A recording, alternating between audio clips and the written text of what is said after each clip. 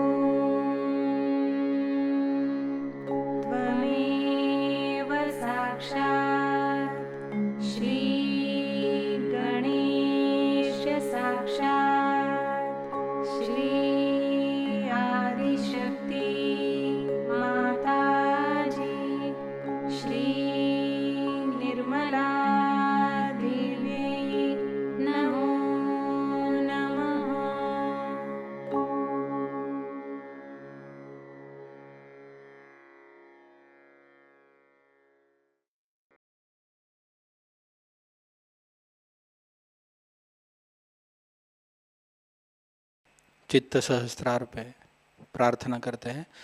परम पूज्य श्री माता जी, कृपा कर हमारे आत्म साक्षात्कार को दृढ़ कीजिए, हमें पूर्ण संतुलन प्रदान कीजिए।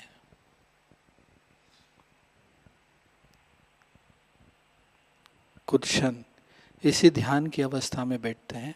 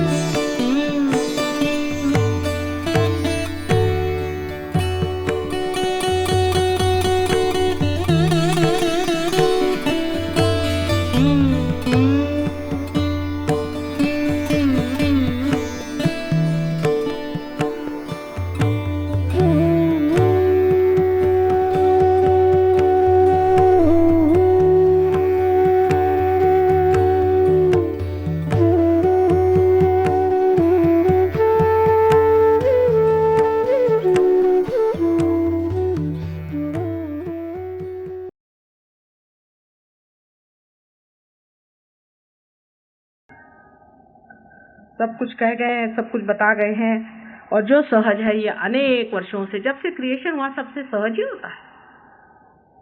सिर्फ यही है कि आज सहज योग उस हद पर पहुंच गया जहां आपका कनेक्शन उस अनादि से हो सकता है। यही अंतर है। सहज अनेक जैसे चलता आया। जब पहले पृथ्वी बनाई गई, उस पे जब उसको ठंडा गर्म किया गया, जब उसके अंदर निर्मिति हुई, उसके बाद जब उसमें जीव जंतु आ गए, जब मनुष्य आए, हर एक चीज जो है सहज ही होती गई। कृष्ण का भी सहज योग है, रास का वो मटके का फोड़ना, सभी कुछ सहज योग रहा। मोहम्मद साहब का सारा काम सहज योगी रहा, सब ने सहज ही करते आए। आज सहज योग उस जगह पर पहुंच गया है जहां पर कि आप आमास सामूहिक तरह से रियलाइजेशन होना है। इसकी जरूरत तो थी ही, लेकिन आज ऐतिहासिक भी समय आ गया। ऐतिहासिक समय आना पड़ता है, हिस्टोरिकल टाइम जिसको कहते हैं वो आ गया है। जब टाइम आ जाता है तभी फूल भी खिलते हैं, जब टाइम आता है तभी बहार आती है। इसी प्रकार समझ लीजिए कि पहले एक ही दो फूल खिलते थे, आज अनेक फूल खिलने का समय आ गया है। उसकी जरूरत थी, हिस्टोरिकल थी, आपको वचन दिए थे। और जबकि एक आदमी पार होता था उसको पकड़ के मारते थे क्योंकि उसकी बात नहीं समझ में आती थी। लेकिन जब आप आज 1000 आदमी पार हो जाएंगे तो सबको उनकी बात समझ में आ जाएगी। अब यह कुंडलिनी क्या है, इसके बारे में अभी तक खोल कर किसी ने बताया नहीं। क्राइस्ट ने कहा है कि I will appear before you like tongues of flames. अब यहाँ ये ईसाई लोगों से जाकर पूछो इसका क्या मतलब है, किसी को नहीं मालूम। कबीर दास ने, नानक साहब ने, सबने ही हीरा पिंगला नाड़ी शून्य शिखर आदि वगैरह सब बातें अपने कविताओं में कह डाली, लेकिन वो गोपनीय रही। उस वजह थे कि उस वक्त जो कुछ कहा भी था उसी के लिए उनके जान ले डाले। और खोल के कहने के लिए और समझने के लिए भी मनुष्य में उतना ज़्यादा समझदारी का मादा नहीं था। हालांकि आपको आश्चर्य होगा कि आज वो मादा ज़्यादा है। मनुष्य कितना भी लगता है गिरा हुआ, उसका मादा बढ़ा हुआ है। ऐसे सभा में बैठ कर के कृष्ण के ज़माने में अगर कोई लेक्चर देता तो कोई सुनने वाला था, इसलिए गोपी की लीला नहीं पड़ी, उनकी गगरियाँ तोड़नी पड़ी और उसमें से वाइब्रेटेड जमुना का पानी उनके कुंडलिनी पे गिराना पड़ा। ये सब नाटक इसलिए किया गया कि उस वक्त ऐसे आपके जैसे बैठे कोई लोगों से बातचीत नहीं करनी पड़ी। लेकिन आज आप लोग ऐसे बैठे हैं, आप में खोज बहुत जोरों में है और इस वजह से सहयोग फलित हुआ है।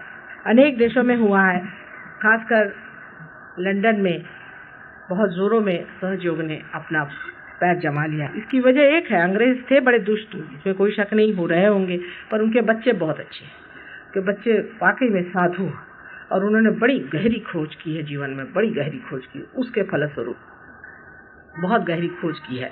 यहाँ तक कि वो गांजा तक पीने लगे। यहाँ से आपने भेजे थे ना बहुत सारे गांजा पिलाने वाले, तो उन्होंने उनको गांजा पिला दिया, ये कर दिया, सब करने थे खोज के पीछे। और इतने पढ़े लिखे हैं कि कुंडलिनी के बारे में सब कुछ वो जानते हैं और वो भी जानते हैं कि जो सही है गलत है। जैसे उन्होंने सत्य पाया एकदम उसे पकड़ लिया। आपको आश्चर्य होगा कि मेरे लंदन में सिर्फ 4 लेक्चर्स हुए, सिर्फ 4 कुल मिलाकर, और अभी 300 बढ़िया वहाँ पर सहयोगी तैयार है। बढ़िया कि तैयार चीज़ थी, सूखी लकड़ी होती है, आग जल्दी से लहक लेती है। अभी कोई एयरपोर्ट पे कह रहे थे कि माँ यहाँ बच्चों में एकदम प्रज्वलित कर दो। मैंने कहा बेटा ये गीली लकड़ी है, इसको पहले सुखाना पड़ेगा, मेहनत करनी पड़ेगी, जब धूप आएगी उसमें सुखाऊंगी, प्यार की धूप में जब सूखेंगे तब कहीं जा कर के ये पनपेंगे, कोई आसान चीज़। इसलिए अपने को माँ के प्यार में रखें, अपने से प्यार करें और सारी बात को एक खुले दिमाग से सोचें। ये कुंडलिनी हमारे अंदर जो है ये 3.5 कुंडलों में रहती है, इसको इसलिए कुंडल कहते हैं। कुंडल माने जो घुमाई हुई चीज़ है, जिसको कि हमारे यहाँ काय म्हणतात, आणि इंग्लिशमध्ये कॉइल्स म्हणतात, मराठीत त्याला शब्द आहे हाँ सर्पेंटाइन यू करे, बट सर्पाकार होते हैं। जब सर्प जब बैठता है तो सर्पाकार होकर के ये कुंडलिनी बैठी रहती है। मराठी में इसको वेटोळे कहते हैं। वेटोळे शब्द बहुत अच्छा है कि जो घूम करके एक के ऊपर एक चढ़ जाती है, इस तरह की चीज़ ये कुंडलिनी है। और इसको कॉइल्स आप कह सकते हैं कि एक के अंदर एक 3.5 के कॉइल्स है। अब 3.5 क्यों है? तो इसका भी कारण है कि आप ऑटोमेटिक वॉच कर देखें, जो ऑटोमेटिक चलती है उसमें भी 3.5 कॉइल लगाने पड़ती है। इसमें गणित अनंत बात है, इसकी वजह से होता है। अब उसके डिटेल्स में मैं जाऊंगी तो वो एक चीज़ चल पड़ेगी, लेकिन जो भी सोचा है वो इंजीनियरिंग फर्स्ट क्लास है, उसमें कोई शंका नहीं। अब ये 3.5 की कुंडलिनी यहाँ बिठा दी है। ये बीज का अंकुर है, ये बीज का प्रिम्यूल जिसको अंग्रेजी में कहते हैं वो है। और इसके नीचे जो ये चक्र पहले से बना हुआ है, 1 2 3 4, इसमें 4 इसके पंखुड़ियाँ हैं। ये चक्र इसको मूलाधार चक्र कहते हैं। मूलाधार नहीं कहते, मूलाधार चक्र। और ये जो त्रिकोणाकार जो जगह है माँ की जहाँ बैठी हुई है, यह आपकी अपनी माँ, सबकी अपनी माँ है। समझ लीजिए आपकी टेप है, आपकी माँ आपके बारे में सब कुछ जानती है, इसलिए आपकी टेप है, समझ लीजिए। हर एक की अलग अलग माँ, और ये बार बार आप ही के साथ जन्म लेती है। जहाँ आप जन्म लेते हैं वहीं ये जन्म लेती है। और ये जो कुंडलिनी है इसको आप किसी भी तरह से छू नहीं सकते, किसी भी तरह से आप जागरूक नहीं कर सकते। आप सर के बल खड़े हो जाइए, पढ़िए, लिखिए, कुछ करिए, किसी से नहीं हो सकते। न योगे न साखे न। सबसे अच्छे तो हमारे आदि शंकराचार्य थे। उन्होंने कह दिया कि योग और सांख से नीति माँ की कृपा से जाग लीजिए, क्योंकि इसी जो माँ है जब तक वो नहीं आएगी संसार में तब तक ये जागती नहीं। कभी कभी निराकार में अर्थात माँ के प्रेम की वजह से कोई लोग पा लेते हैं और इसलिए वो निराकारी होते हैं। ज़्यादातर निराकार की बात करते हैं। जैसे कि आप कह सकते हैं बुद्ध के बारे में हुआ कि बुद्ध एक बार थक के बैठे थे, तब स्वयं साक्षात आदि शक्ति ने ही उनको जागृति दी और वो पार हो गए। तो इन्होंने ईश्वर है ही नहीं ऐसा कहा, क्योंकि आप भी जब पार हो जाते तो आपको ठंडा ठंडा आता है और आप पार हो जाते हैं। आप थोड़ी देखते हैं कि ईश्वर है या नहीं, ये तो मैं बता रही हूँ ना कि ईश्वर है या नहीं। उसकी वजह यह है कि सूक्ष्म अति सूक्ष्मता से जब कुंडलिनी ऊपर में चढ़ती है तो अंदर से गुजरती हुई जाती है, बाहर का मामला उसे कुछ दिखाई नहीं देता। जब चित्त आपका अति सूक्ष्म से अंदर से घुसता है तो बाहर का मामला दिखाई नहीं देता। जैसे अभी आप बैठे हुए हैं तो आपको क्या मालूम कि बाहर का दिल्ली आपको थोड़ी दिखाई देगी। आप एरोप्लेन से आएंगे तो आपको सारी दिल्ली दिखाई देगी, लेकिन अगर आप घर के ही अंदर घुसे हो तो आपको वो घर ही दिखाई देगा, उसका भी बाहरी हिस्सा नहीं दिखाई देता। इसी तरह से है, जब कुंडलिनी अति सूक्ष्म होती है तो आपको बाहर का कोई तरीका दिखाई नहीं देता। आप ये भी नहीं जानते कि ईश्वर है या नहीं है, सिर्फ आपके अंदर से ठंडक ठंडक सी आने लगती, चैतन्य की लहरियां आने लग जाती है और इसका इफेक्ट आप देखते हैं। अब तो आपकी माँ है यहाँ और हर एक चीज मैं आपको बता सकती हूँ, उसका प्रूफ भी दे सकती हूँ। अब ये जो मूलाधार चक्र है इसमें श्री गणेश ये बसते हैं। श्री गणेश का मतलब ये होता है कि ये एक प्रतीक है, हमारे अंदर एक सिंबल है।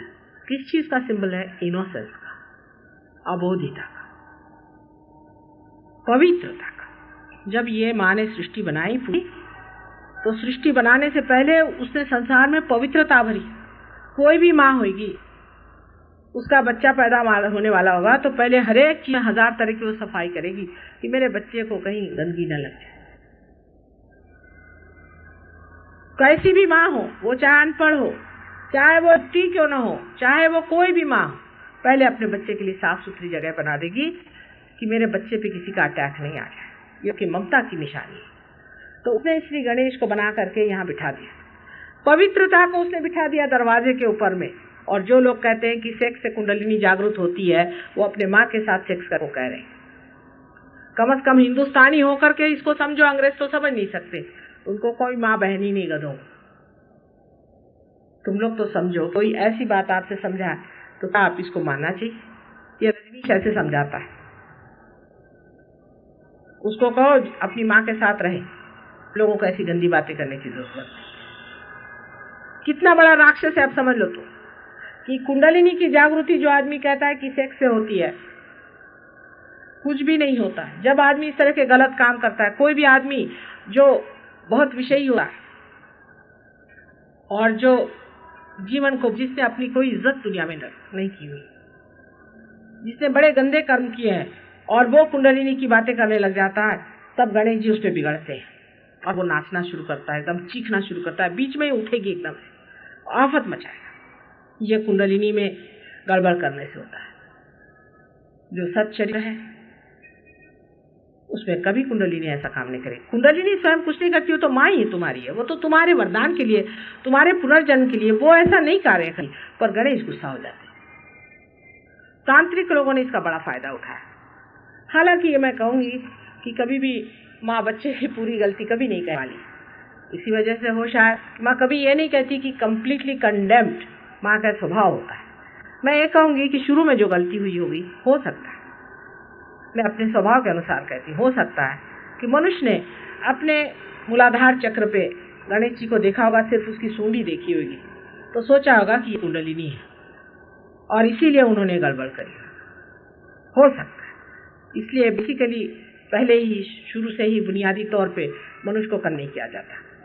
लेकिन जब उन्होंने देखा कि इस तरह से काम करने से हमारे अंदर कुछ कुछ अजीब अजीब सिद्धियां आ जाती, तो उन्होंने सोचा कि यही शक हो सकती। अब सिद्धियां कैसी आती है? आप जब कोई से भी चक्र पे, विशेषकर इस चक्र पे गलत काम करते हैं, जैसे कि समझ लीजिए गणेश जी का मंदिर है, तांत्रिकों ने ऐसा किया। दक्षिण में एक मंदिर में ऐसा दिखाया है कि गणेश जी का अपने माँ के साथ गंदा संबंध है, बताइए। ये भी किया, तांत्रिक लोगों ने कुछ छोड़ा नहीं। अगर गणेश जी के मंदिर के सामने बैठ करके या मंदिर के अंदर बैठ के आपने व्यभिचार किया, तो पहले तो आपके अंदर गर्मी आ जाएगी बहुत, या आपके अंदर बहुत ज्यादा ब्लिस्टर्स आ जाएंगे, कोई ना कोई बड़ी तकलीफ हो जाएगी। कुछ लोग नाचने लग जाएंगे, कोई उड़ने लग जाएंगे, तकलीफ है। पर तो भी आपने नहीं सुना, समझ लीजिए आप करते रहे जबरदस्ती, तो जिसको नेगेटिव तांत्रिज्म कहते हैं वो शुरू हो जाएगा। माने उस जगह से गणेश जी हट जाएंगे, उस मंदिर से गणेश जी का चित्त हट जाएगा, वो निकल जाएंगे। और गणेश जी वहां से हटते ही साथ अपवित्रता अंदर आ जाएगी। और ये दोनों साइड से देखिए, दोनों साइड इनकी और इनकी जुड़ी हुई है। Left and right sympathetic nervous system में से लेफ्ट साइड की तरफ में, जो कि आप देख रहे हैं लेफ्ट साइड की तरफ में पूरा कलेक्टिव सबकॉन्शियस है, और राइट साइड की तरफ में पूरा कलेक्टिव सुप्राकॉन्शियस है। वहां से जितने मरे हुए भूत है उसमें से जिसको मन चाहेगा वो आ सकता है और दुनिया भर की आपको सिद्धियां। यानी क्या, आप घोड़े का नंबर भी बता सकते हैं, आपके हाथ में से मूर्तियां निकल सकती हैं, आपके हाथ में से कुंकू निकल सकता है, और घोड़े का नंबर आदि वगैरह। अब मनुष्य को ऐसा भी सोचना चाहिए, क्योंकि अपने पास बुद्धि है, मनुष्य को यह सोचना चाहिए कि परमात्मा को क्या इंटरेस्ट हो सकता है कि हमें हीरे की अंगूठी दे। पहली चीज, क्या आपको हीरे की अंगूठी चाहिए? फिर नहीं चाहिए आपको तो फिर ली क्यों? और फिर ये भी सोचना चाहिए कि ऐसे हीरे के जो अंगूठी देने वाले लोग होते हैं, ये अपने देश का सारा कल्याण क्यों नहीं करते थे? सब अमीर लोगों को, जिनके पास बड़ी बड़ी गाड़ियां हैं, उनको हीरा देने में क्या रखा? इसके बारे में भी कबीर ने बहुत लिखा है, नानक साहब ने तो पूरा एक चैप्टर लिखा। ये खेचरी आदि, ये इस तरह की जो चीजें, शक्ल ऐसी बनाना, मुंह ऐसे खींच लेना, आतड़ियां अंदर ले लेना आदि जो फालतू चीजें हैं, इस पर भी उन लोगों ने अनेक लिखा कि इससे थोड़ी भगवान मिलता है। लेकिन उनको कौन पढ़ता है? आजकल तो लोग रजनी कोई पढ़ते हैं, क्योंकि भगवान का नाम लेकर कोई कैबरे डांस देखने को मिले तो क्यों ना जाए, वो भी मुफ्त। मनुष्य की वृत्ति ऐसी हो गई, इसलिए ऐसा हो रहा है। तो जब हम ये सोचते हैं कि यह सिद्धि आ गई इस आदमी में, तो हम उसके चरण में जाने लगते हैं।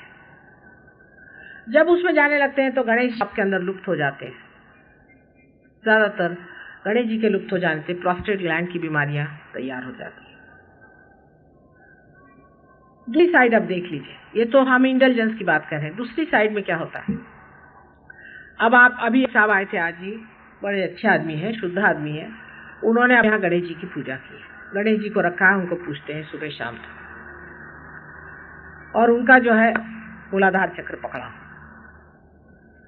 एक साहब और हैं, हमारे बड़े भारी सहयोगी हैं, वो आए मेरे पास, बड़े भारी गणेश भक्त, उनका प्रोस्टेट ग्लैंड का ऑपरेशन होने वाला, संकष्टी का दिन था। तो मैंने कहा, मैंने तो कुछ पूछा नहीं उनसे, मैंने कहा बेटे लो चना खाओ, हमारा तो चना ही प्रसाद है, तो आप जानते हैं। तो दूसरे साहब साथ में चले इनके, तो आज उपास। मैंने कहा उपास संकष्टी के दिन, किसने बताया तुमसे? कहले सभी बोलते हैं। मैंने कहा सभी बोलते हैं, पर सोचो दिमाग से कि जिस दिन श्री गणेश का चला, जिस दिन इस संसार में पवित्रता माँ लेके आई, उस दिन तुम लोग उपास करोगे, ये उसका क्या, तुम क्या कर रहे हो, आदर कर रहे हो क्या अनादर? जिस दिन कोई अपने घर बड़ा आदमी आ रहा है तो हम लोग कितना जश्न मनाते हैं, ये खिलाओ वो पिलाओ, और जिस दिन श्री गणेश आपके घर में आए उस दिन सब लोग तुम उपास करते हो। कुछ विचार करो, वो दिन क्या उपवास करने का है कि जश्न मनाने का? तो उनके दिमाग में आया, बड़े समझदार आदमी, ब्राह्मण है, बहुत बड़े अग्निहोत्री ब्राह्मण, उनके यहाँ बहुत पहले यज्ञ वज्ञ होते थे, लेकिन समझदारी उनमें इतनी है, का माँ लाओ वो सब चना खा लिया और उस दिन से छोड़ा। और आपको आश्चर्य होगा, आप पूछ लें उनसे, चिट्ठी लिख करके, पुणे में रहते हैं, उनके प्रोस्टेट ग्लैंड एकदम ठीक हो गए और उनको ऑपरेशन नहीं करा। आदमी अगर बीच बीच रहे, ज्यादा एक्सट्रीम पना नहीं करे, तो सब ठीक हो। कौन कहता है आप अपना सरदर्द लो दुनिया भर का, मार आफत कर लेंगे। हठ योग में मार अतड़ियां निकाल रख देंगे। अरे भाई क्यों करते? अभी यहाँ बैठे, इनसे पूछो, अभी इनको 3 साल बाद ठीक किया मैंने, इनकी तो पूरी अतड़ियां ही मेरे सामने निकल आती थी। मैं तो घबराहट के इनको, मैंने कहा भैया 2 साल तू मेरे पास मत आ, जब तेरा ये बंद होगा तमाशा। वो ऐसे ऐसे कलांटियां मारते थे मेरे सामने की कुछ पूछो नहीं। ये सब करने को किसने कहा है? अरे क्या पहलवानी करनी है कि सिनेमा एक्ट्रेस बनना है? आराम से रहो। हाँ, बहुत अति नहीं करो, बहुत ज्यादा खाना भी नहीं खाना चाहिए, भूखे भी नहीं मरना चाहिए, साधारण तरह से घर गृहस्थी के जैसे रहो। अभी बैठे, इनसे पूछिए, बताएंगे आपको इनकी क्या हालत है। 3 साल तक इनका ट्रीटमेंट किया इनके हड्डियों का, तब ये जाके ठीक हुए। इनकी तो हालत खराब है। तो बहुत ज्यादा हठ योग में जाने की जरूरत नहीं। हठ योग जो है संसारी आदमियों के लिए नहीं। हठ योग तो जंगलों में जाओ, जहाँ कोई गुरु होते हैं, पहुंचे हुए गुरु होना चाहिए। ये गुरु घंटाल नहीं, लाए वो आपके क्या नाम उनका, मैं उनका पेट इतना बड़ा था वो हड्डियों को लेके यहाँ पहुंचे, क्योंकि ये लोग किसी गुरु के पास जाते, कुछ हाथ नहीं लगता है तो बस आसन लेके आए, पैसा बना। आसन तो 1/10 भी नहीं है हड्डियों के। यम नियम, प्रत्याहार, ईश्वर निधान, मनन, कितनी चीजें उसमें है। उसमें से एक छोटी सी चीज है कि चक्रों की सफाई करनी, वो भी पता होना चाहिए कि कौन सा चक्र कहाँ पकड़ा है, कौन सा चक्र कहाँ पकड़ा है। वही चीज मंत्रों की भी है कि मंत्र का बोलना जो है वो भी, अब आपसे कह दिया कि ये तुम मंत्र जपो, आज एक ओंकार वाली आई थी, अरे भाई ओंकार तो यहाँ की। अब आपका पेट का चक्र पकड़ा, आप ओंकार ओंकार क्या कर रहे हैं, ये पकड़ जाएगा आपका। किसी ने बताया कि कृष्ण का नाम ले, सबको कैंसर ऑफ द वो हो रहा है, थ्रोट, सबको हो रहा है, सब मेरे पास आते हैं वहां से मार खाए, माँ हमारा कैंसर। अब आप सोचें कि आज श्री कृष्ण का वास है कंठ में, सर्वाइकल प्लेक्सस में, आपको मैं कितने ही नाम बता दूं। अब मैं उनको क्या ठीक करूं। मैंने कहा आश्रम बनाने के जगह आप एक कैंसर हॉस्पिटल खोलो अपना। नमरी भिखारी उस राजा के नाम पर भीख मांगते दुनिया भर में घूमते, कोई शर्म नहीं आती। ये भिखारी की जात है, हरे करते फिरते हैं, सारा अपना शुद्धि चक्र पकड़ लिया है इनका, कैंसर इनके हो रहा है। इनका कैंसर तो सिगरेट वाले से भी बदतर होता है। अब इनको कौन समझाए, सबकी हालत खराब हो जाएगी।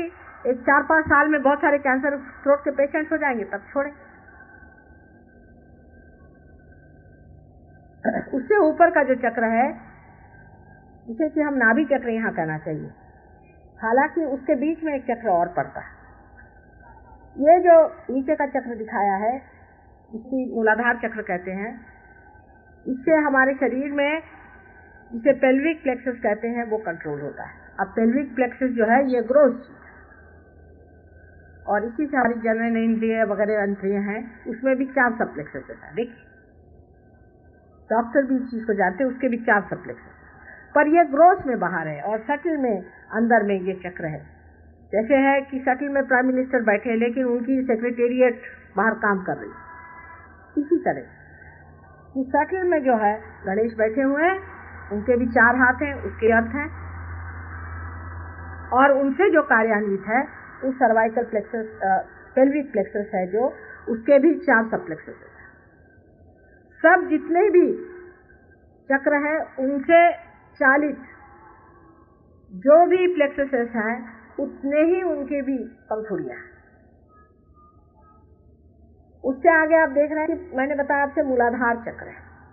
मूलाधार चक्र, ये जो भवसागर है अपने पेट में, अपने पेट ही में भवसागर, यही विराट का, ये विराट की शक्ल बनाई हुई। इसके पेट में जो भवसागर है उसमें भी एक चक्र है जिसे नाभि चक्र। यह भी सटल में पीछे की तरफ हड्डी में है, लेकिन वो 40 का है सोलर प्लेक्सस को। और ये जो भवसागर है, सागर स्वरूप, जो संसार के सारे सागर हैं इसी से बनाए गए, और यही गुरु का तत्व है।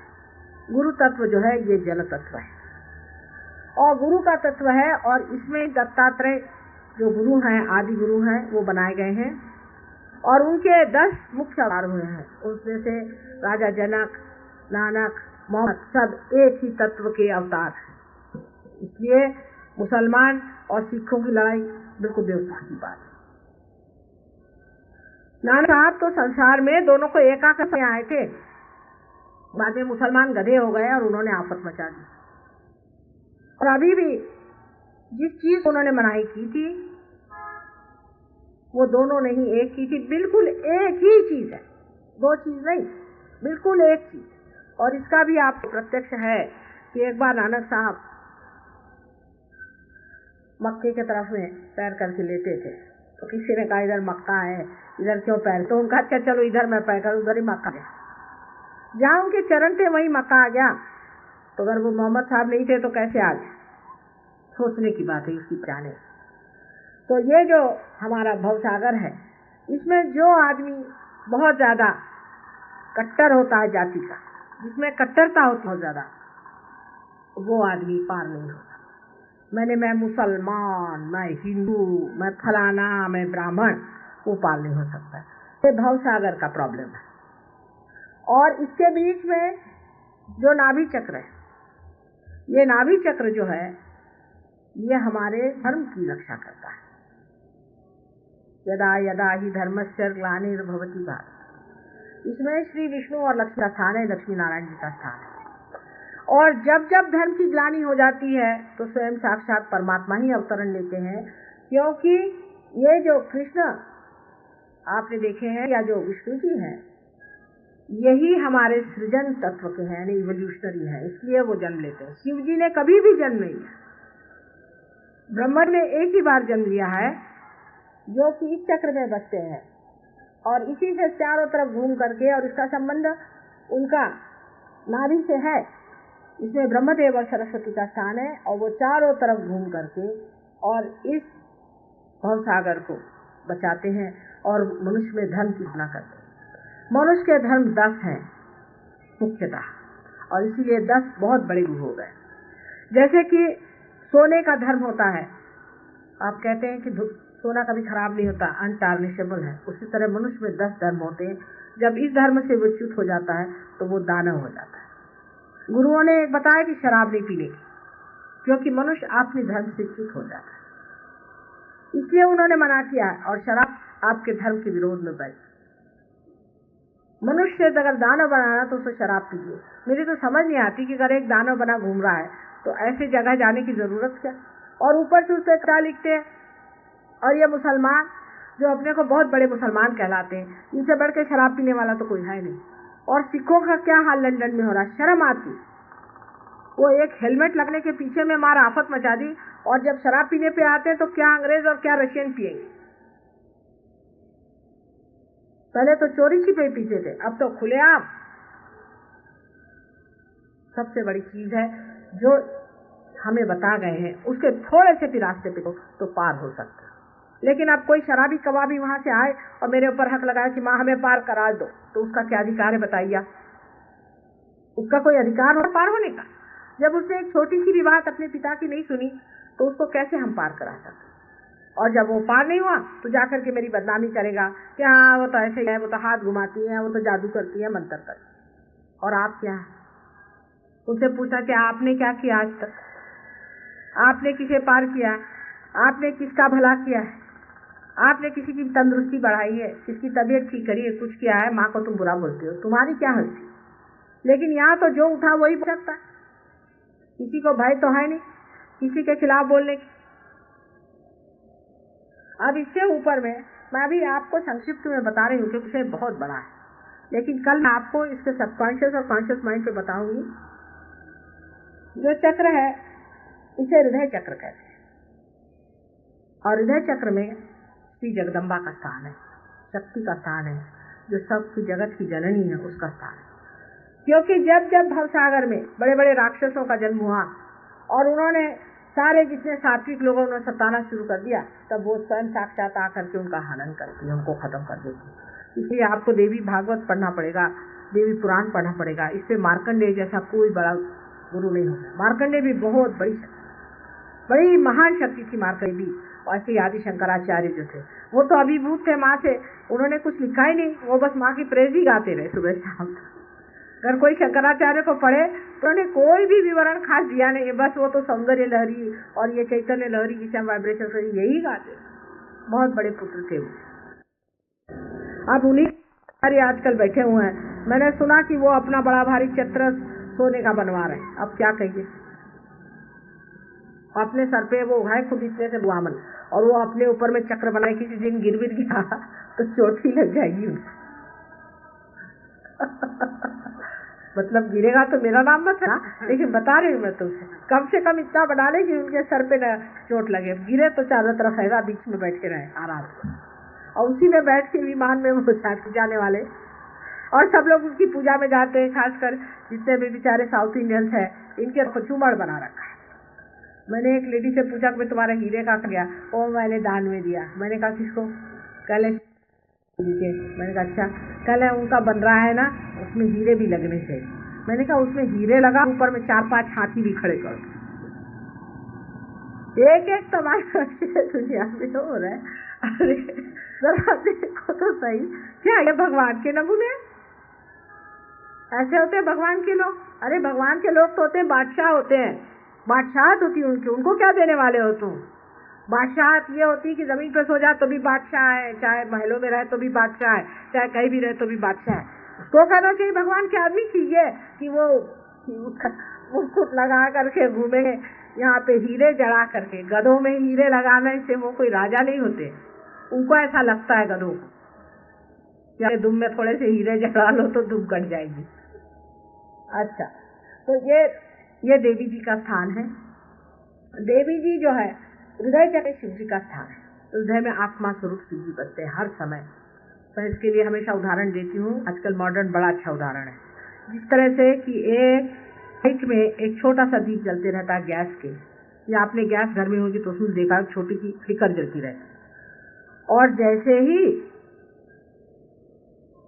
लाइट आ जाती है, लाइट कहने से भी जैसे ही गैस की धारा आ जाती है, माने कुंडलिनी ऊपर आ जाती है, कि लाइट उसको पकड़ लेती है, और आपकी जो चेतना है उसमें लाइट आ जाती है। आपकी चेतना अभी एनलाइटन नहीं, उसको किसी तरह से हृदय के पास पहुंचाना चाहिए। और हृदय यहाँ पे शिव जी का स्थान है। असल में सदाशिव का पीठ ही है, जगह ही है, स्थान वो है लेकिन पीठ ही है। तो कुंडलिनी जैसे ही यहाँ छू जाती है ऐसे ही हृदय आलोकित होता है। यह है सदाशिव का स्थान। इसे हम कहते हैं कि ब्रह्मरंध्र से ऊंचा सदाशिव का स्थान है। जैसे ही वहां कुंडलिनी छू लेती है आपकी चेतना में आलोकित हो जाती है, तभी फिर ब्रह्म आपके अंदर से बहने लगता है। ये जो बह रहा है साक्षात ब्रह्म है। सच हाथ करके देखें, और जो भी बात करें सच या झूठ है, आपको फौरन वाइब्रेशन आए। ये साक्षात ब्रह्म आपके अंदर से बह रहा है। और ब्रह्म जो है ये आत्मा का प्रकाश, और आत्मा ही परमात्मा की परछाया है। परमात्मा की परछाया अपने अंदर जो है, या प्रतिबिंब जो है, वो आत्मा स्वरूप, परमात्मा सदाशिव स्वरूप मानने चाहिए, क्योंकि उन्हीं के मैनिफेस्टेशन से बाद में आपके ब्रह्मदेव और विष्णु ये तीन एस्पेक्ट निकलते हैं। माने पहले तो एक सदाशिव स्वरूप होता है और उसके तीन एस्पेक्ट बन जाते हैं, जिसको कि हम कह सकते हैं सदाशिव स्वरूप या शिव स्वरूप, जो कि हमेशा एग्जिस्टेंस मात्र है, उनकी वजह से हम एग्जिस्टेड हैं। आज अगर हमारा हृदय बंद हो जाए खत्म हो जाएंगे। अस्तित्व जिसे कहते हैं, एग्जिस्टेंस जो है वो शिव स्वरूप है। उसके बाद में जो ब्रह्म स्वरूप है वो क्रिएटर है, मतलब वो सृजन करते हैं, वो सारे संसार की निर्मिति करते हैं कहना चाहिए। और उसके बाद में जो तीसरा स्वरूप उनका है विष्णु जी का, वो हमारा सृजन माने उत्क्रांति करते हैं, हमारा एवोल्यूशन करते हैं। उनकी वजह से हमारे अंदर धर्म बैठता है, हर एक एलिमेंट्स के धर्म बैठते हैं, हर एक सृष्टि के हर एक चीज का धर्म बैठता है। आम का पेड़ लगाओ तो आम निकलेगा। ये सब काम जो है उनकी सृजन शक्ति करती है, माने उनकी जो जिसको कहना चाहिए जिससे उत्क्रांति होती है।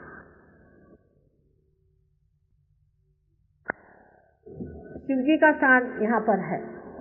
अब शिव जी नाराज हो जाते हैं बहुत जल्दी, भोले आदमी है ना, बहुत जल्दी नाराज हो जाते हैं। खास कर अगर कोई ऐसी भी गलती कर दो तो बहुत जल्दी गुस्से हो जाते हैं।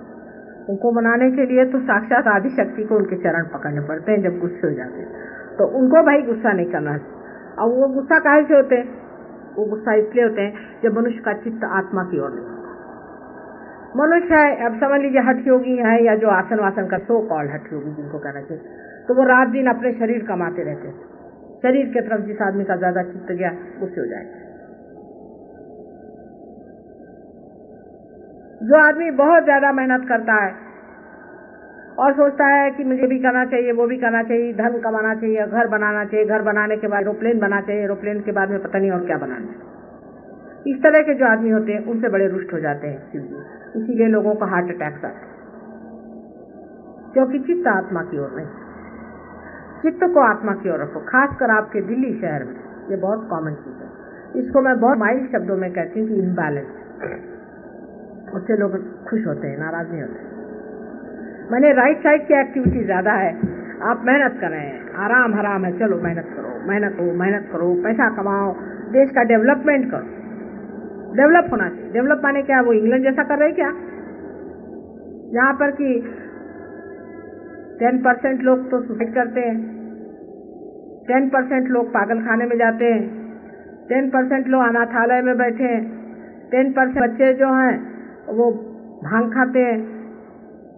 इसी तरह से का 10% करते करते अगर 1% कोई बैठ जाए तो वो सहयोग करते। ये हालत है। वैसा आपको बनाना है यहाँ, जहाँ की एक ग्रैंड मदर है, अपने ग्रैंड सन से शादी करती है। अंग्रेज अपने ऊपर रूल करते थे पहले, गधे कहीं के, तो गधा कहूँ कि क्या कहूँ बताओ, ऐसे तो गधा भी नहीं करता होगा। और कॉमन चीज है, ग्रैंड फादर ग्रैंड डॉटर से शादी करता है और ग्रैंड मदर ग्रैंड सन से शादी करती है, कॉमन। उनको कोई इसमें शर्म नहीं आती। लंदन में वेरी कॉमन। रोज न्यूज़पेपर में उनके वो आते रहते हैं, क्या लव लेटर्स। सवेरे न्यूज़पेपर खोलो तो लगता है क्या गीता लिखी हुई है। ये अधर्मी लोगों ने अपने यहाँ इतने दिन राज किया, उस वक्त इतने गधे नहीं थे, अब बहुत ही गधे हो गए। अब तो लिबरेटेड हो गए ना, वहाँ के तो इतने गधे हो गए, इतने गधे हो गए कि उनको सब सिली ओल्ड ब्लॉक्स कहते हैं वहाँ पर। और वहाँ की लड़कियाँ बड़ी होशियार है, उन्होंने नाम बनाए हुए हैं, वो कुछ उनको शुगर डैडी कहते हैं। एक बुड्ढे को बैठा रखा, उसका खूब पैसा खाती रहती है और घूमते रहती है आराम से। 15 साल की लड़कियां बड़ी होशियार है और 13 साल से होशियार हो जाती। 15 साल से नोचना शुरू करती, बस पैसा कमाने से मतलब। बुढ़ा हो तो क्या हुआ, 4 शादियां हो गई तो क्या होगा। और आदमी लोग भी उनकी वैनिटी सेटिस्फाई होती तो खूब ऐसे ही करते हैं, बुद्धू कहीं के। बुद्धों को वैनिटी हो जाती है, उनको इंफीरियरिटी वहाँ कॉम्प्लेक्स होता है, क्योंकि कोई विजडम ही नहीं है उनके अंदर में। अपने यहाँ अगर कोई बुढ़ा हो गया तो कितना बड़ी चीज है, बाबा बुजुर्ग हो गए, आइए बैठिए, चरण छूते हैं, उनसे बगैर पूछे हम लोग कोई काम नहीं करते, क्योंकि वहाँ के बुढ़े जो है इतने गधे हैं, उनके कौन चरण छू। अमेरिका तो भैया उनका नाम ही ले लो, वो तो उनके नाना है, गधे कहीं के, वो तो वहाँ कॉमन है। और अभी लंदन में भी उसका रूल निकाला है उन्होंने वहाँ पर लंदन में, कि वो कायदा तुड़वाया वहाँ पर कि शुद्ध अलाव। वो तो छोड़ो, अब कायदा तुड़वा रहे कि माँ बाप का संबंध जो बच्चों से होता है वो उसका भी कायदा, वहाँ कायदा है। अपने यहाँ ऐसा कोई कायदा नहीं। ऐसा कोई कायदा करते तो लोग हंसे कि गोबर खाने का कौन सा कायदा होता कि गोबर नहीं खाओ। ये तो मनुष्य को ऐसी समझ में आता है।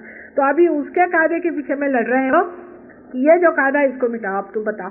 और वो भी ओपनली पार्लियामेंट में जाकर, बेटी और बाप और बेटा और माँ बोलो। अब इन गधों से क्या सीखने का, काहे को डेवलपमेंट कर रहे हो बाबा। जैसे ही पैसे ज्यादा हो गए उसके पैर निकलते हैं। तो शराब, जो आदमी शराब पीता है उसको प्रमोशन देना ही नहीं चाहिए ना, उसको 1 पैसा ज्यादा देना चाहिए। पैसा ज्यादा हो गया तभी तो शराब पी रहा है, अगर भूखा मरता होता तो पीता। वहां के पॉलिटिशियंस ने उनको चौपटाया। उनको बस क्या है, उनको तो यह है कि किसी तरह से उनको पैसा जाए, उनको वोट मिल जाए, बस।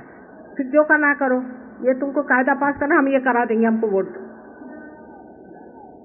क्योंकि पॉलिटिशियंस में भी वहाँ कोई तो है नहीं। ये भी कायदा वहाँ आजकल पास होने वाला है। बहुत कोशिश हो रही है कि ये जो कायदा बना हुआ है अपसर्ड, इसको हटा देना चाहिए। बहन भाइयों पे भी नहीं। वहाँ आपको आश्चर्य, अगर आप अपनी बहन के साथ जाइए, लंदन में कोई होटल में आपको जगह नहीं मिलेगी साथ। बहन भाई को अलाउड नहीं है, वो कहते ये चाहे तो आप कोई औरत को ले आ सकते। आपको आश्चर्य हो रहा है और वहाँ लोग सोचते हैं ये कैसे हिंदुस्तान में वो सब कैसे हो ही नहीं सकता। हमने कहा भाई, हमारे अपने भाई तो छोड़ दो, पर किसी को एक बार भाई मान लिया तो सारा घर उसे मानता है। तुम हो कहाँ, ये तो अपने पाँव के धूल के बराबर नहीं है। इनको तो बहुत दिन अपने से सीखने का। तुम्हारे अंदर जो सहज बातें हैं वो उन गधों के अंदर में घुसती नहीं है। सभी मेरे शिष्यों की बात छोड़ो, वो बहुत सभ्य है। कहले माँ, इसका मतलब हमारे अंदर कोई संस्कृति नहीं। मैंने कहा ये तो इसका मतलब यही हुआ बेटे, अब तू समझ लो। तो कहले अच्छा, हमारी आंख बहुत इधर उधर दौड़ती, मत कम इसको रोको। गणेश सब अपने साथ रखते हैं कि हे गणेश हमें पवित्र बनाओ। तो मैंने कहा इसके लिए आप पृथ्वी पर अपना आंख लगा के चलो। जब तुमने अपने पृथ्वी पर आंख लगाई तो ठीक होगा। तो आपको आश्चर्य होगा कि सिर्फ वही देर चलते हैं, ऊपर आंख ही नहीं उठाते। वो भी एक बात है कि वहाँ के जो सीकर्स हैं वो बड़े भारी पहुंचे हुए सीकर हैं। वो जो एक बार कह देते अब वो कान पकड़े हुए हैं, उनका भाई हो गया, बहुत हो गया। कल इसका कोई अंधेर है, अब आप सोचिए वहां पर क्राइस्ट पे फोटो निकाल रहे हैं, ये पिक्चर बना रहे हैं कि क्राइस्ट का और उसकी मदर का बुरा संबंध था। मैंने कहा हिंदुस्तान में ये पिक्चर नहीं चल सकती, ये तुम इधर ही चला लो। तो वो क्वीन को उस पर रूल लाना पड़ेगा, ये पिक्चर नहीं बनेगी जब तक मैं जिंदा हूं। वो बेचारी वहां शरीफों के कोई मार्ग ही नहीं था। तो ये रजोगुण में आप आते हैं, राइट साइड में रजोगुण है। तमोगुण से उठ के आप रजोगुण पे जब आते तो आप देख रहे हैं कि बीच में सत्वगुण है। तो बीचों बीच रहना चाहिए, इसीलिए बुद्ध ने कहा है बीचों बीच रहना। जो मनुष्य बहुत रजोगुण में उतरता है वो अति पे जाता है, और अति में जाने के कारण ही उसमें अतिक्रमण हो जाता है। अब आप समझ रहे हैं कि किस तरह से मैंने आपको चक्रों के बारे में बताया। पहले मूलाधार चक्र और मूलाधार, इसमें बहुत अंतर है। मूलाधार जिसमें कुंडलिनी स्थित है और मूलाधार चक्र, मूलाधार चक्र के अंदर कोई भी नहीं जा सकता, अत्यंत पवित्र चीज है। उसको इंफॉर्मेशन सिर्फ माँ से आती है। जिस वक्त में आप किसी ऐसे व्यक्ति या अवतरण के सामने जाते हैं जब जिसको क्या अथॉरिटी है, तभी यह कुंडलिनी हिलती है और वो मूलाधार चक्र से कहती है कि हाँ ठीक है। तब वो रिलीज करते हैं यहाँ से दोनों इसमें शक्तियाँ, दोनों कि जिससे जरा सी टेंशन कम हो जाए, और तब फिर कुंडलिनी उठती है धीरे धीरे और नाभि चक्र से गुजर के हृदय चक्र से गुजर के ऊपर जाती है। हृदय चक्र के एक साइड में, ऐसे मैंने कहा आपसे, इस साइड में शिव जी का स्थान है और उस साइड में जबकि यहाँ से आपके लक्ष्मी नारायण 10 अवतरण ले करके इवॉल्व करे, तब 8वें अवतरण में जब रामचंद्र जी का अवतरण हुआ है वो स्थान उनका है। लेकिन रामचंद्र जी बराबर बीचों बीच में नहीं है, वो राइट साइड में है, माने रजोगुण पे उनको बिठाया गया। उनको यह भी भुला दिया गया था कि वो अवतरण है, क्योंकि उनको रजोगुण पर बिठा करके उनकी मर्यादा बना दी कि ये मर्यादा है मनुष्य, क्योंकि आइडियल किंग के रूप में वो आए, मर्यादा पुरुषोत्तम। इसलिए जो पुरुष की जो मर्यादा है वो रामचंद्र जी है, और जिस मनुष्य में मर्यादा नहीं होती उसका ये चक्र पकड़ता है। बहुत से लोग सोचते कि हमें फ्रीडम मिली तो चाहे मर्यादा छोड़ो। दूसरे, जिस मनुष्य में अपने पिता के प्रति श्रद्धा नहीं होती उसका ये चक्र पकड़ता है। लेफ्ट हृदय उसका पकड़ता है जिसको अपने माँ के प्रति श्रद्धा नहीं, और जिसको अपने पिता के प्रति श्रद्धा नहीं होती या जो अपने पिता से दुर्व्यवहार करा उसका ये चक्र पकड़ता है। दूसरे, अगर किसी ने अपने बच्चों के साथ दुर्व्यवहार किया उसका भी ये चक्र पकड़ता है। जो बीच वाला चक्र है वो जब औरतों का पकड़ता है उससे ब्रेस्ट कैंसर होता है, इसे सेंस ऑफ इनसिक्योरिटी आ जाती है। जब ये चक्र पकड़ता है तब, या वो चक्र पकड़ता है तब, या ये चक्र पकड़ता है, तीनों चक्रों में मनुष्य को पैल्पिटेशन और ब्रीदिंग ट्रबल, इस तरह की बीमारियां होती। ये तो बीमारी की बात है, लेकिन इसे भी बहुत सटल बातें। इससे ऊपर के चक्र को, ये मैं कल समझाऊंगी सबको आपको। इससे जो ऊपर चक्र है जो कंठ के पीछे में यहाँ पर है, इसे विशुद्धि चक्र कहे। इसमें श्री राधा कृष्ण का स्थान है। श्री राधा कृष्ण के स्थान पर आकर के इनका अवतरण पूरा होता है। वहाँ पे 16 पेटल्स हैं और वही 16 सब प्लेक्ससेस है, और इसी से हमारे आँख, नाक, ये सब माथा, खासकर यहाँ का पोर्शन की लोगों को साइनस आदि की तकलीफें होती हैं, मुंह, जबड़ा, कान, ईयर, नोज, थ्रोट आदि सब कुछ जो कुछ भी है ये इसी से है। अब ये बहुत बुरी चीज़ है कि इस चक्र को खूब अच्छे से समझें, इसलिए मैं इसके बारे में आपको कल बताऊंगी। और उससे ऊपर में जो चक्र है, जो आज्ञा चक्र, ये भी बहुत जरूरी चक्र है, इसके बारे में कल बताऊंगी। उसके बाद सहस्त्रार है। इस प्रकार आपने देखा है कि कैसे 7 चक्रों में से कुंडलिनी आप उठती है। कुंडलिनी किस तरह से उठती है, किस तरह से चली है, ये मैं परसों बताऊंगी आपको। और ये भी बताऊंगी कि इससे कॉन्शियस, सबकॉन्शियस और कलेक्टिव सबकॉन्शियस और सुप्रा कॉन्शियस और कलेक्टिव सुप्रा कॉन्शियस और सबकॉन्शियस और कलेक्टिव कॉन्शियसनेस, इसमें किस तरह से आप लोग जागरूक होते हैं। इस तरह से मैं पूरी तरह से आपको साइंटिफिकली पूरी बात समझाऊंगी। आप लोगों ने जो भी लेक्चर सुना है उसमें से स्वयं साक्षात वाइब्रेशंस बज रहे हैं, इससे भी लाभ हुआ है। और कल जब आप आइएगा सवेरे, जागृति करेंगे, थोड़ी देर मेडिटेशन पे बैठिए, उसके बाद ज़रा सा जम जाने के बाद में शाम को फिर ये सब बताऊंगी आपको। और उसके बाद शायद इन लोगों ने दिल्ली में भी मेरा प्रोग्राम रखा है, वहाँ भी आप लोग आए। फिर उसके बाद मैं लंदन चली जाऊंगी और फिर से आऊंगी अगले साल। लेकिन इसमें जो बात मैंने कही वो फिर दोहराती हूँ। क्या लेक्चर सुना उसके बाद चले गए, ऐसा नहीं करो। अपनी इज्जत करो, अपनी संपदा को पाओ। सबसे मैं कहती हूँ अपनी संपदा को पाओ। अपनी संपदा को पाते ही आपका जितना फिजिकल, इमोशनल, मेंटल प्रॉब्लम है सब खत्म हो जाए और आप उस दशा में पहुंच जाएंगे जिसे साक्षी स्वरूप कहते हैं। और आपके हाथ से अविरत ये परमात्मा की डायनामिक शक्ति है, ये बहती रहेगी। इस बार एक छोटी सी कहानी बता के मैं अपना लेक्चर खत्म करूंगी। राधा जी को एक बार मुरली से बहुत ईर्ष्या हो गई, तो उन्होंने जाकर कृष्ण से कहा कि तुम्हारे मुंह में मुरली क्यों लगी रहती। तो कृष्ण ने कहा कि तुम मुरली से जाकर पूछ ले। तो मैंने मुरली से जाकर पूछा कि भाई तुम्हारी क्या विशेषता है, तुम्हारी क्या स्पेशलिटी है। तो मुरली ने हंस के कहा कि तुमको नहीं मालूम, मेरी यही विशेषता है कि मैंने सब विशेषता खो चुकी, मैं खोखली हो गई, मेरे अंदर से वो बहता और बजा और मैं तो सुनती रहती। इसी प्रकार आप हो जाते हैं और इसीलिए परमात्मा ने आपको बनाया है कि आप उसकी मुरली बन जाए। आपके अंदर वो कार्यान्वित होंगे, उसको आप जानिएगा भी, उसके कार्य को भी जानिएगा, उसके अगम्य लीला को आप जानिएगा, उसके सर्वव्यापी शक्ति को आप जानिएगा और ये सब कुछ आपका आना हो सकता है। लेकिन जरा सी जो बुद्धि आपकी जो सीमित है उसको थोड़ा सा कहना भैया जरा ठंडी रहे। सीमा से परे जाने के लिए सीमित चीजें नहीं चलती, इसमें सीम में कूदना है और ये अत्यंत सूक्ष्म है। और सूक्ष्म चीजों के लिए अपनी बुद्धि भी थोड़ी सूक्ष्म होनी चाहिए, अपना मन भी थोड़ा सूक्ष्म होना चाहिए। हर समय मन आपका लपटा रहे बाहर और बाहर की चीजें आप सोचते रहे तो काम नहीं बनता। थोड़े सूक्ष्म में आ जाओ। सूक्ष्म को पाते ही साथ आप ये ग्रोथ तो क्या सारे जड़ जीव जंतु को ऐसे ही आप कंट्रोल कर सकते हैं, पर स्व को पहले पाना चाहिए। बहुत ही आसान चीज है, इसमें कोई मुश्किल नहीं। मैं लंदन में थी, लंदन के लोगों ने कहा कि माँ बड़ी ठंडी थी, जरा गर्मी करा दो। मैंने कहा तुमको समर चाहिए कन्या। आपने सुना होगा कि लंदन में 2-3 समर बड़े हुए, आप मेरे शिष्यों से पूछिए। अभी यही दिल्ली में हमारा प्रोग्राम पिछले महीने होने वाला था, तो हम सुब्रमण्यम साहब ने हमसे कहा कि माँ यहाँ बहुत ठंडी हो रही है, -3 डिग्री टेम्परेचर हो रहा है, तो क्या करें। मैंने कहा अच्छा अगले महीने रखो, हमें टाइम नहीं है, अगले महीने आएंगे। तो उनका कि नहीं फरवरी के तक तो बहुत ठंडी हो जाएगी, एकदम फ्रीजिंग हो जाएगा। मैंने कहा अच्छा तुम रखो।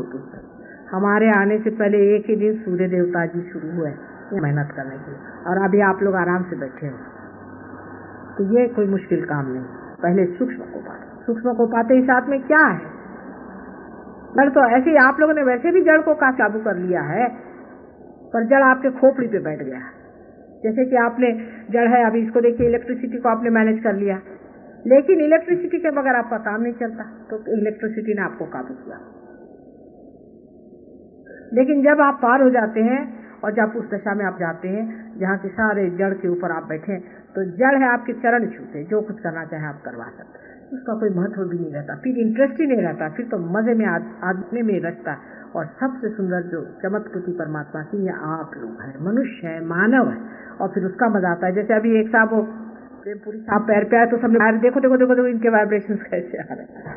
ऐसी है तुम्हारे अंदर से सुगंध बहते रहता, उस सुगंध को लेते रहो और उसको पाओ। बहुत से लोग मैंने सुना कि पहले माँ के पैर नहीं छुएंगे, तो कोई भी नहीं करता हिंदुस्तान में। माँ के पाँव छूने में क्या मैं कोई तुम्हारी गुरु तो हूँ? मेरे पाँव छूने में क्या हर्ज? अगर मैं तुम्हारी माँ हूँ तो मुझसे कुंडली नहीं जाए।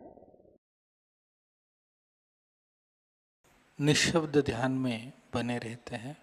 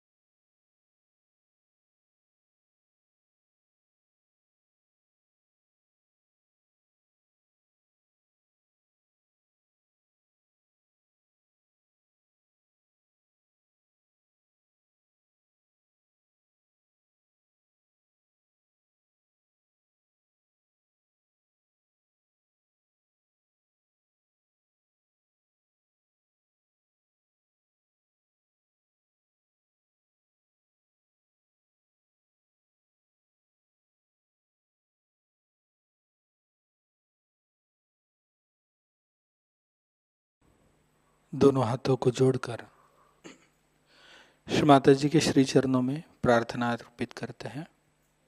परम पूज्य श्री माता जी, आज का यह सामूहिक ध्यान हम आपके श्री चरणों में समर्पित करते हैं।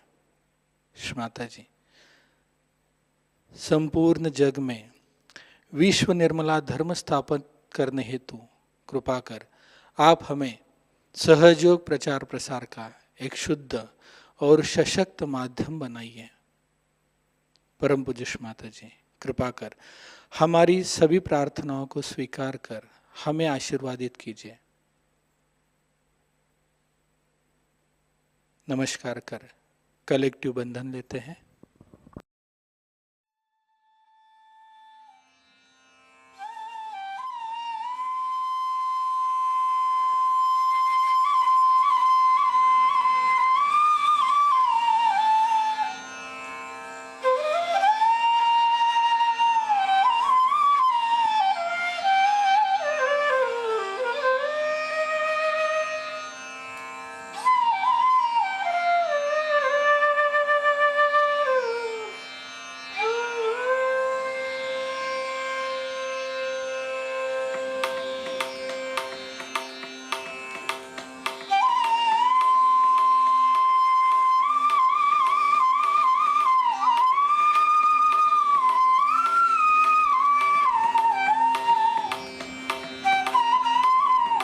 आज का ध्यान केंद्र यहीं पे संपन्न होता है। आप सबका हृदय से धन्यवाद। जय श्री माता जी।